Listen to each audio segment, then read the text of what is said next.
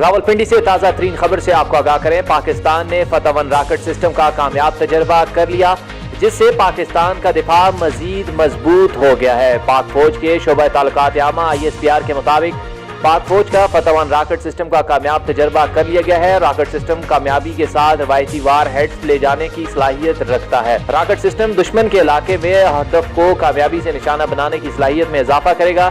Weapon system سے دشمن پر گہری ضرب پہنچانے کی صلاحیت میں بہتری آئی ہے۔ صدر مملکت اور وزیر اعظم پاکستان نے کامیاب تجربے پر سائنسدانوں اور انجینئرز کو مبارکباد پیش کی۔ اسی طرح chairman joint chief of staff committee army chief نے بھی کامیاب تجربے پر سائنسدانوں اور انجینئرز کو مبارکباد پیش کی ہے۔ آپ کو تازہ ترین خبر سے آگاہ کر رہے ہیں۔ پاکستان نے فتح 1 راکٹ سسٹم کا کامیاب تجربہ کر لیا، جس سے پاکستان کا دفاع مزید مضبوط ہو گیا ہے۔ پاک فوج کے شعبہ تعلقات عامہ ISPR کے مطابق پاکستان کا فتح 1 راکٹ سسٹم کا کامیاب تجربہ کر لیا گیا ہے۔